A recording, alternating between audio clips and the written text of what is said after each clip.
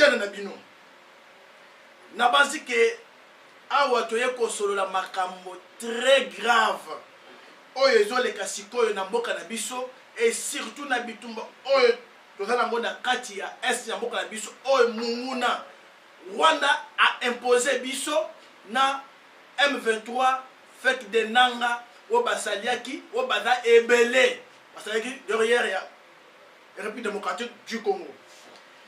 Lelo na 10h03 armée congolaise et se décida qui et boya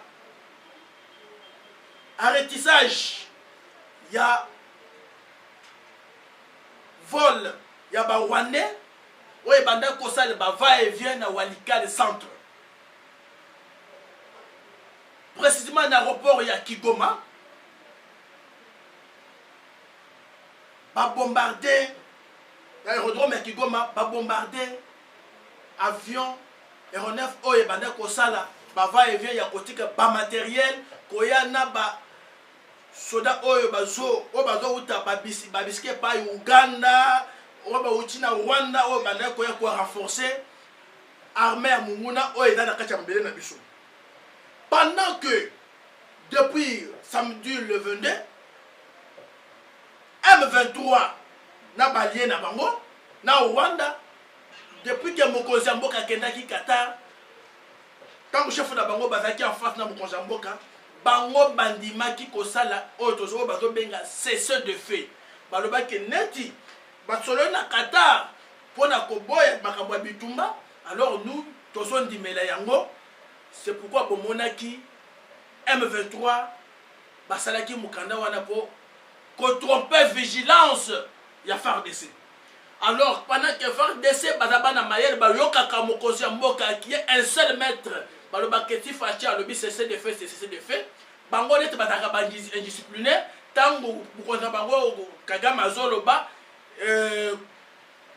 mususu azobi mpe na droite bisimu azoloba pai nanga pe pai balobaki net biso tozo continuer na biso na bitumba bakomaki na Walikale siko na lekwa moyen ba bouger ezalaki te tant que FARDC et le jeune Wazalendo bavandi bazomona chaque jour bavio ya minene tokita na aérodrome ya Kigoma kotika ba munitions kotika biloko pona ko attaquer nango Walikale centre et bazwa nzela ya Kisangani. Alors tant que FARDC a moni que lobby vol wana sali batu lelo na tongo batu e bandi FARDC a lobi que trop c'est trop bango tango bayaki basali tout pona kosomba ba pareil oye ko bande ko détecter et ko dévier ce qui avion na biso ezo comme nani sikoy ezo comme ko dévier ye na ba drone na biso moyen ko détecter place munguna baba ko dévier bango ba s'installer sikoy na Walikale ba poser biloko na bango nyonso mais ba éviter que kolonda ko aleki mayeli tango ba sali biloko na bango ba silisi sikoy lelo nde ba préparaki que attaque ekobanda na poko ya lelo parce que sikoy fait na bango ezali que lelo todo ki se matériel na suka bitumbezo banda si toba FARDC ce qu'on banda qui cause le jour ya suka 10h03 moto epeli na 10h03 quand nous parlons ici Munguna ada en débandante place à se trouver ce qu'on a habité FARDC ont monté en puissance côté ministère avion de guerre naïe koye bisabango maintenant nous allons faire ce que Mukonza Mboka lobaki riposte rigoureux. Tokoyoka les sous-soutiens et les jeunes Wazalendo batelemi balobi que non comme ezaki cessé de faire biso tokomaki déjà na kavumu to telema ki tobi que non tozo encercler pamba maintenant to kokota te balobi lelo 48 heures aussi là to yebite nanga na batu na ye d'abord basi bakimi basa susté sko batiki ba mukala na bango oyo baza de part et d'autre na kacha Bukavu lelo nde bokoyoka na poko ya lo détermination ya armée na biso. Alors na Walikale susi na bango ezalaki ni D'abord, je tiens à féliciter le général Franck Ngama des forces aériennes. Parce que général Franck, il a montré à vue de tout le monde que il est déterminé pour sauver l'intégrité de Bisso. Il est déterminé pour que sa masse de Bisso Yamboka. Alors les problèmes maintenant se posent sur les forces terrestres. Et c'est pourquoi je vous ai toujours dit ici. Les forces terrestres, c'est que force aérienne, et je sais que force terrestre, il y a ko balaye ko talake na natikali vivant batika qui ne place wana wo izimo doté point à sokoli azongisi peuple sikana yi. Il y a l'absence, il y a force terrestre. Otozo mone mingi c'est que badron na biso mata badron na biso mata e nani siko e mata e siko e ko mata mais force terrestre zo sala musala nini.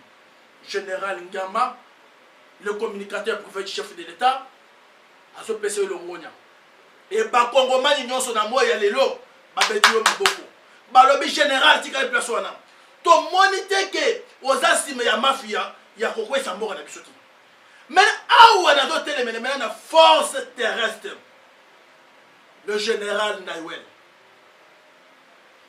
Les Congomani, ce PC confiance mingi. À travers Mokonzi Mboka. Parce que tous les Congolais, pas un respect, il y a une nomination Nyonso et Outaka et pas chef de l'État.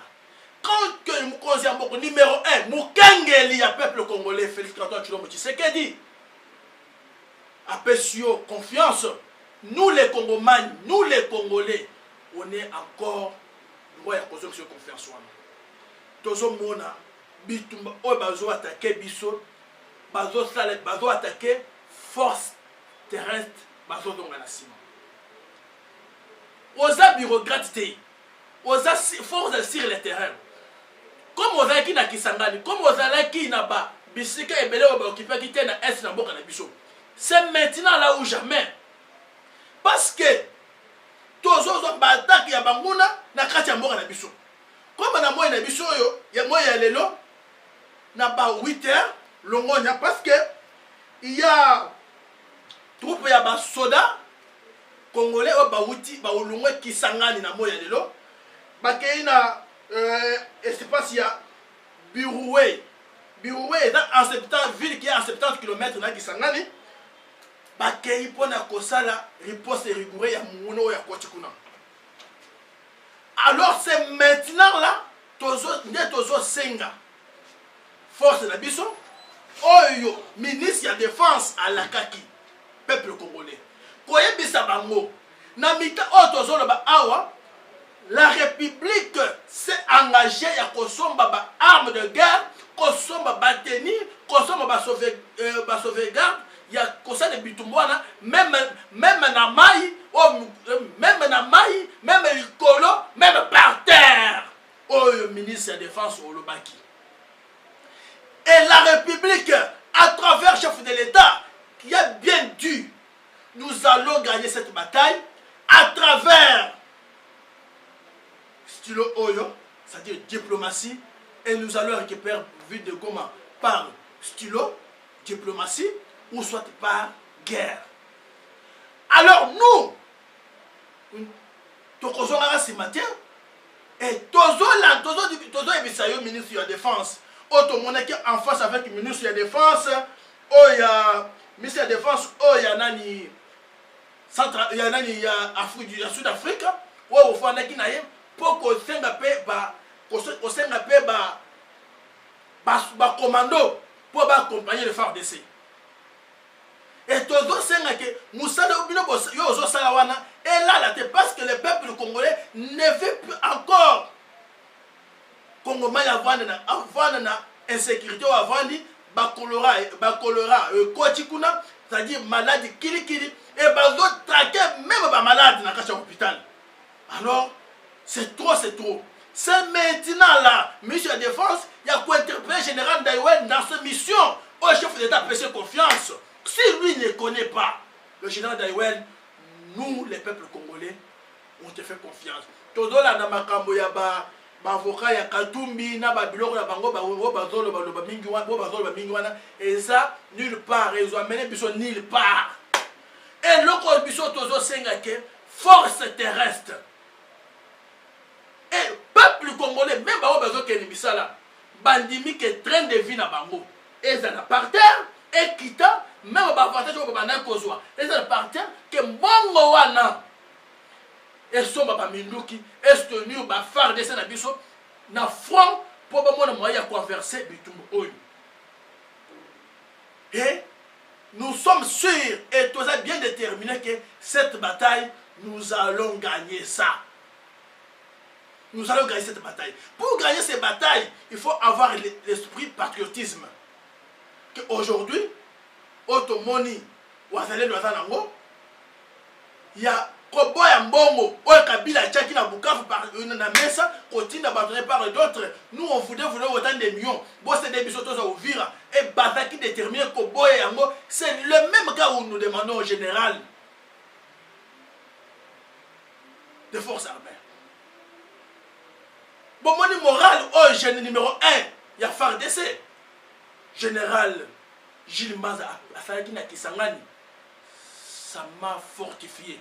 Il y a que si nos FARDC gardent le moral là, nous allons partir jusqu'au bout et nous allons faire ce que le chef de l'État lui-même a prononcé, que nous allons faire les ripostes rigoureuses.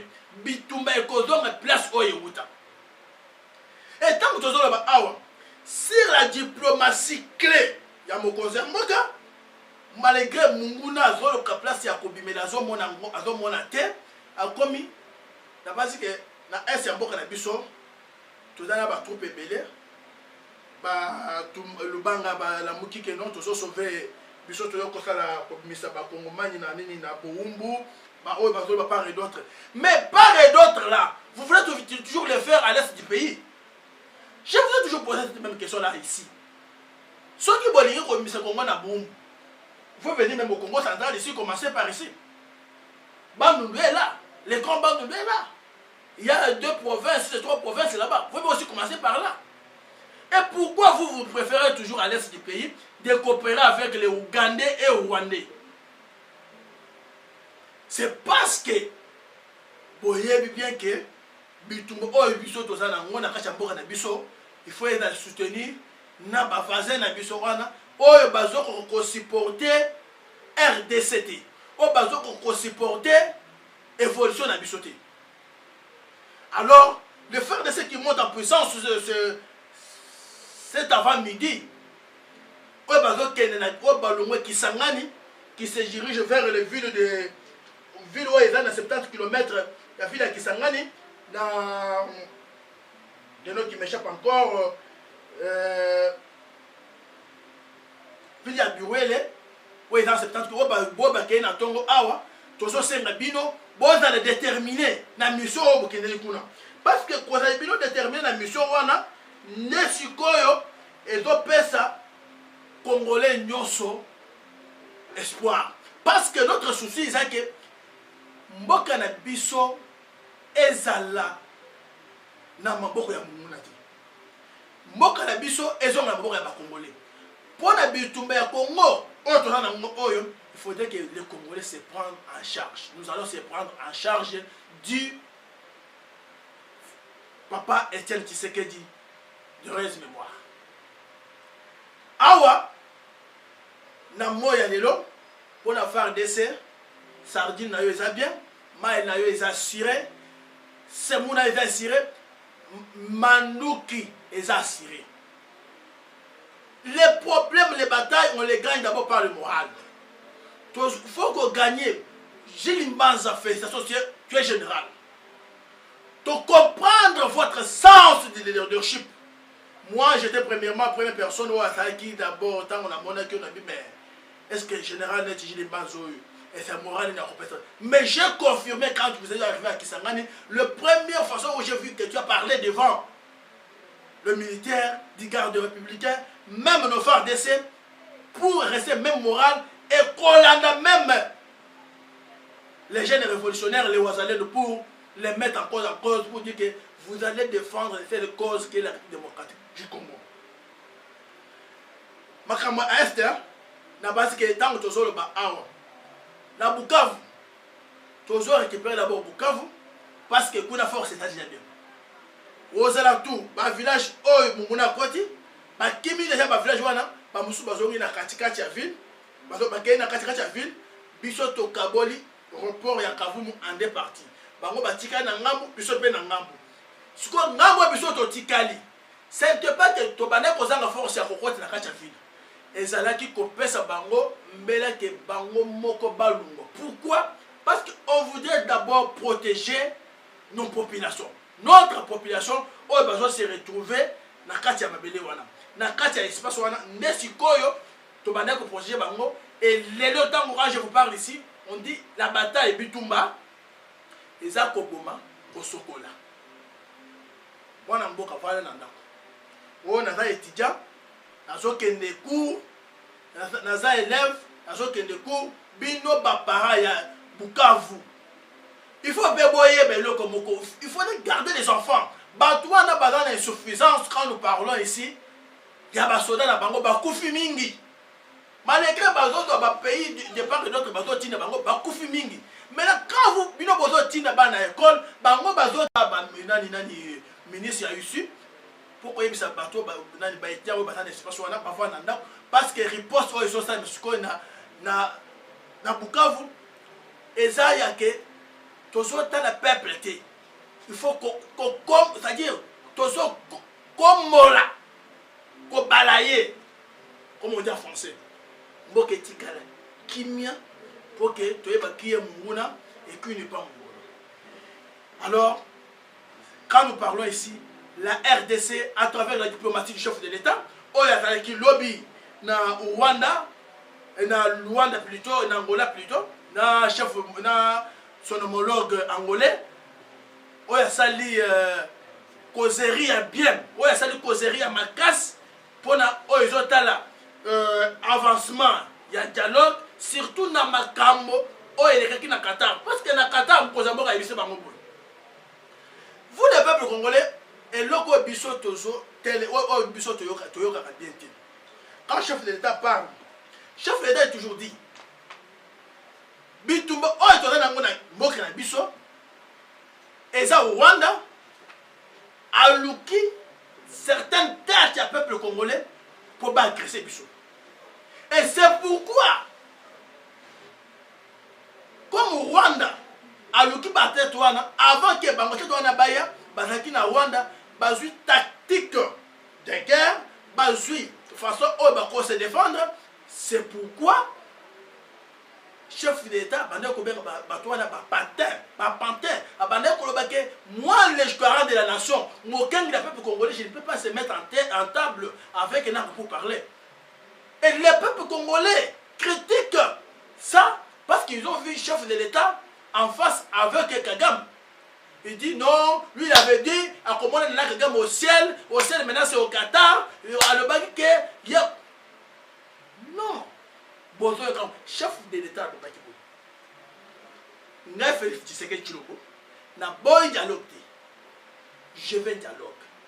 Dialogue pour terminer définitivement Bitumba Oyo et ça n'a pas de biso précisément na est ya mboka na biso. Bitumba Oyo pour bande ko lobake ezaya ba congolais, chef de l'État ils ont toujours dit ici. Tout si haut. Et c'est Rwanda. Alors, un autre comme Rwanda. C'est pour le Kagame. Alors, je vais se mettre en face avec Kagame. C'est comme ça qu'un chef de l'État a combattu na Qatar. Bango basengi ke tomoni ba Congolais bazana kati ya bitumba wana. Chef de l'État ils n'ont pas refusé. Il a dit c'est ici Félix Tshisekedi Tshilombo. Le commandant suprême Mukengi na Mboka. Ayebisi Kagame en face. Moi je veux les cantonnements. Je voulais savoir qui est congolais, qui n'est pas congolais na kati ya bitumba. Et ceux qui ke bozolinga ngaina binoto solo. Tozongela d'abord dialogue, tozongela d'abord na kati ya processus à Nairobi na Angola. Au Mokonzi Sadek, le Rosso, avant d'être en tête, chef d'État, lobby mercredi, au Mokonzi Mboka Kei, au caméra nyonso et bandaki ya Pierrot Loire, et Zika et Kwea na Maï, caméra nyonso ya ba poison rwandais et la ressuscité depuis nomination à secrétaire Sika. Fille biologique de Félix Antoine Tshisekedi. Qu'est-ce que Basololi en face bango mibale nini o basololaki ayikena kuna na cadre attaque azo que n'est pas Mokonzi ya Sadek oyo aza actuel en exercice pour le dur nous tous stoppé tozalaki na réunion en vidéoconférence le vendredi passé réunion en vidéoconférence et assez na Sadek bandimi ko retrait basoda na bango nyonso et lelo Afrique du Sud selon notre diplomatie ya ngai biso na bango moninga malam andimi na ye kopesa ba biso basoda ba komanda pour battre la biso sur le terrain. Alors musala na yo ya Sadek oyo surtout Angola toliki ke dialogue wana salini et salema bango baya awa ba voir tout les résolutions wana et sandengeni et résolution na bango banda koluka causerie direct avec l'état pour basala mixage na brassage. Tu vois ma général Nabiso c'est comme ça que Goma tombé parce que ba général na bango o bakotaki la fois passée oyo Kabila lobaki baza ba inspiration peuple congolais wana ne ba lukraki ba problème tant bande ko la bango bazoya de ko la biso azoya pour à récupérer ngai général na ko boya pour nani de mona bakima c'est pour vous dire que quand nous parlons ici causerie wana ndes place tozongeni tangu tozongeli biso ba kongomani musali biso tozana ngo sikoyo eza ya ko défendre notre intégrité. Ici ce n'est pas le problème de Félix Tshisekedi, ce n'est pas le problème de l'IDPS, ce n'est pas le problème de MLC Jean-Pierre Mbembe que vous attaquez les jours et nuits, surtout les ML et UNC. Non, je vous ai toujours dit ici, nos frères de l'INC, c'est-à-dire en commençant par leur leader, Asa frustré. Parce que le numéro 1 des MLC, Jean-Pierre Mbemba Ngombo, le ministre des Transports, vice-premier ministre des Transports, il dit tout haut, Azo dénoncé Mokonzi na bango, oh Ada Kabila, Baza frustré, ya ko attaquer na mutu na bango bati. Si que Joseph Kabila aujourd'hui dit que les 23 ils ont inspiration du peuple congolais. Les 23 ils ont inspiration du peuple congolais. Chef de l'État, avec M23 c'est Rwanda, avec c'est Kabila, et quand même confirme que M23 Bazaba Congolais, chef de l'État, le dit que c'est Rwanda, même le monde entier. Aujourd'hui, il dit que non, l'RDC est attaqué à travers M23.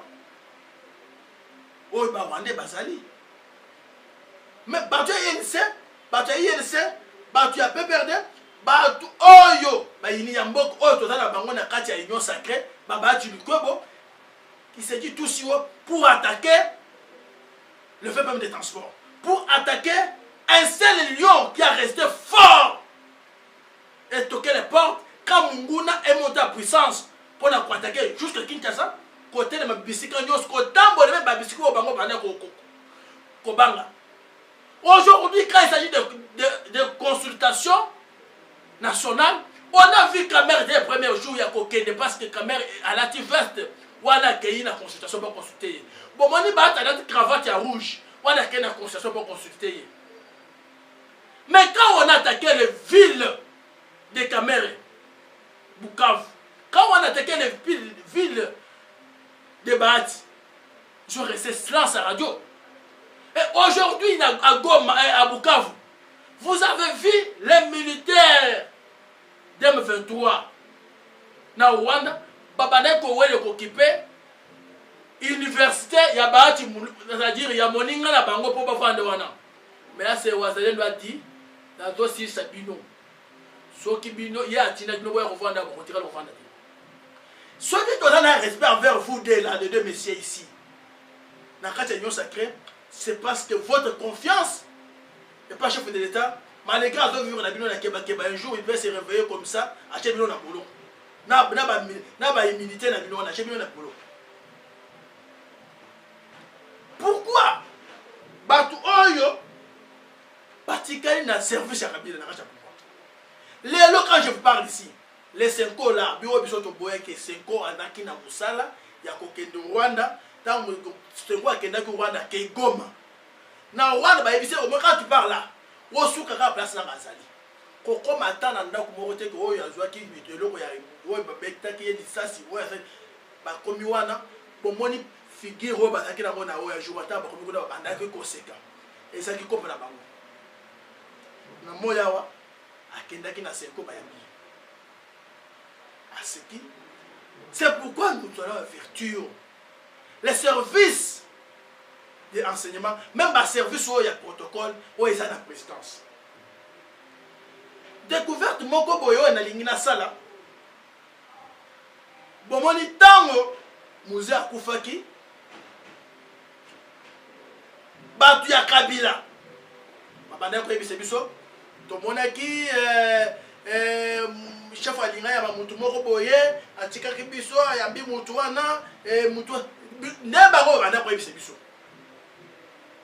tango ayambi ye après sima Rachidi aye tango Rachidi aye edika pe na ye ekomi ba histoire ya milayi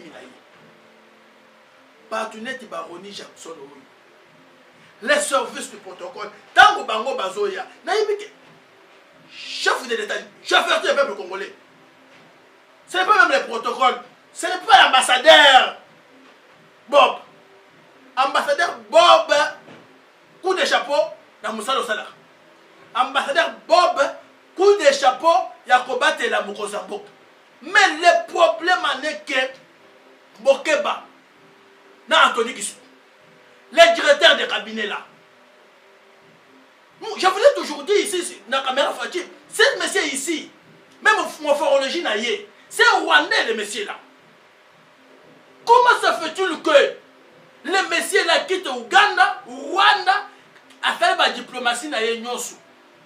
C'est toi qui gardes l'administration du président de la République. Les directeurs de cabinet. On dit que Salissa ministre et conseiller à communication et le Komoko Boy o eza yango te aza envoyé spécial de Trump. Les messieurs Jackson là, monsieur là qui tourne à Rwanda 2024 mais na Rwanda 2023 il était en Rwanda qui tourne les a le copain bato na tango bazoya facilité nini wa bino bokota ka bango ne le monsieur Anthony le directeur de cabinet. Je veux tout. C'est wana. Tu as dit que vous avez un service de ton mentor de Rwanda. Moutou a salaki le bing pour bâtir la place wana. Parce que baye baki que ceux qui ont la place wana pour bâtir des informations clés, il y a communiquer na Rwanda. Même on a pas facilement à continuer à oya. Tout dans histoire les autres tout dans oya musée. Faites attention de ça quand même. Il faut épargner le peuple congolais à bagager à Bongo. Si aujourd'hui tu sais que tu tombes, qu'est-ce que c'est le Congo aujourd'hui? Comment vous avez beaucoup à bananer? Tous les peuples congolais ici, toi tu as un espoir et liquide à Montomoko. Oh, il m'a le peuple congolais. Ouais, dans le thème midi, Tongo Poko, Azan Nicolo, Azan Nakati avion, parce que Mboko est infiltré, vendu depuis longtemps et pas Kazemere. Oh, il y a Bengi le peuple congolais, il y a Bengi le M23 qui est l'inspiration du peuple congolais. Parce que ce n'est pas notre éducation. Sinon, je voulais autoriser les Congolais de t'injurier, messieurs.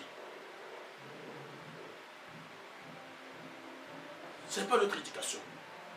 Et comment facilitation wana ezali na kati ya présidence bozo kota bazo bima oyebita qui est qui quand quelqu'un vient pour voir un chef d'État le premier institution de la République Biso to gendaka na palais du peuple kutu apoto mona caméra oyo ba voter par peuple congolais au benga parlementaire pona komona caméra ça passe. Toluki ba nyonso moyen to kokota ça passe. Nous même les Congolais pour voir chef de l'État ça passe. Comment un monsieur là quitte n'avait pas ce qu'il a dans le poste pembe. Ouais puis que moi les biso oyo pour même pour le poste pembe. Il vient, il rentre, il sort, il part. Bokeba. C'est l'espoir du peuple congolais, c'est fait que toi tu sais qu'il dit. Bokeba. Bokeba bino bato pour prendre la présidence. Surtout toi le directeur du cabinet. Je t'adresse toi. Bokeba. L'ambassadeur Bob, coup de chapeau. Parce que bato bele badoko non, musali wana eza musali ya Bob. Bob il n'a rien. Bob il est le protocole. Bato wana nde bazo rappeler ba administration, ba pesi Bob annoncé pas chef de l'État. Ce que vous avez pour le directeur de cabinet et vous-même, madame la chargée de communication, Outo Yassika, touche aux Simo, Outuko Simo, et continuité. Et continuité, il faut cesser de ça.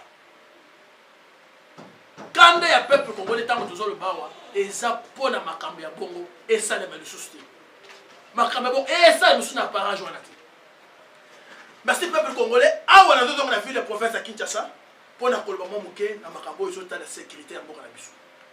Parce qu'il y a Nicolo, il est en tant que secrétaire général, Azalek Ozaki Pemben, la première diplomate, inspectrice de liberté, de reste mémoire. Vous avez vu plein de Congo, même dans les créations de Congo, les lots. Vous avez vu sécurité à Bourg, c'est pourquoi Mokozi Mboka, Mokenge Mboka, a besoin de confiance pour la cause de la place aux alliés. Après ce confiance au ministre de l'Intérieur, pas trop de sécurité de la République démocratique du Congo. Mais insécurité, autre mona, na Chikapa. Na ville province de Chikapa, il n'est pas général de Kassongo. Le peuple ne dort pas. Bazo bomba tout na province de Kassai. Midi tomo pourquoi? L'espace service n'a enseignement, il est en place. Bazo peut sur rapport d'exactitude. Mais nous, les Ouazanais du peuple congolais, les communicateurs chefs de l'État, tant que tu as la caméra dans le biso, tout le monde va sécurité aux Ouazanais de la province, et ça m'a bien ma casse. Alors, il faut prendre ça. Amen. Ici à Kinshasa, nous ne parlons pas. Kinshasa, Babrader, nous sommes aussi. C'est-à-dire, banditisme, moi, ils ont mis à Kinshasa. Bazo braqué ba tina moy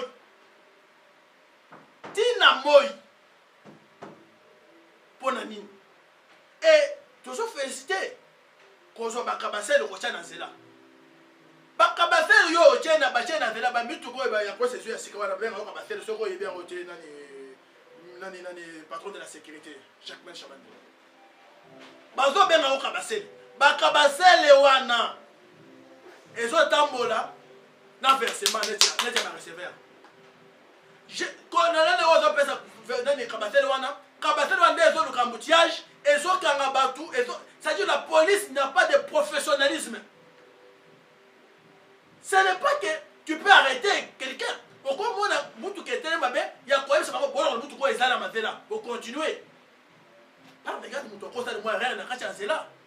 Ce n'est pas que quand on crée un embouteillage pour na kofuta kaka mbongo ya versement wana bato wana bakomi kotambo so pomoni ba jeune garçon ba teme troupe akangi bango pour bato wana babima 50 000 il faut versement et côté pour que le BPC sous mutu ko wana atambo na. Ce n'est pas ça. Ce n'est pas ça. Biso eloko biso toyebi Jacques Chabani et siko zawana avec beaucoup de respect au vouloir le VPM de l'intérieur. Aux années expérience, là c'est ça déjà. Parce que parti Oyo Kamba, c'est les partis majoritaires, c'est de l'école de formation. Au Kamba, on a Etienne Tshisekedi en vivant il reste mémoire. Alors, Moussa Ozanango Sikoyo, il y a quoi interpeller général Kilimbalimba. Avant qu'il sanctionne, tu as vu que Kilimbalimba soit qui a zone quand même à Kambo et Kosimba. Krakassere est là partout.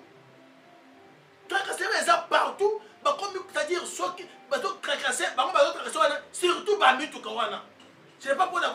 Et insécurité, dans nous, quand je vous parle ici, bakulu bazo sala abra porte à porte bazo toquer bakoti ba violer ba botoli na Kinshasa mais alors na province et quoi ça nini alors ils ont makambo côté les miliango biso tango tozo bona yango tozo belela parce que toyebi ke ozana coupe mobimba ya communication o bazo la na makambo zo le kambuka Jacques Chabani fongola misu Jacques Chabani fongole misu eza cartouche eza touche o bazo simbisa yo et par la police o eza infiltré mingi oyo plupart ya ba policier oyo tolandi procès place oyo ba côté formation te ba côté si parce que grand frère na ye avec la police ya ko lata teni ba tuni yo sa formation wapi o na sa formation pas été aibeta ka mo formation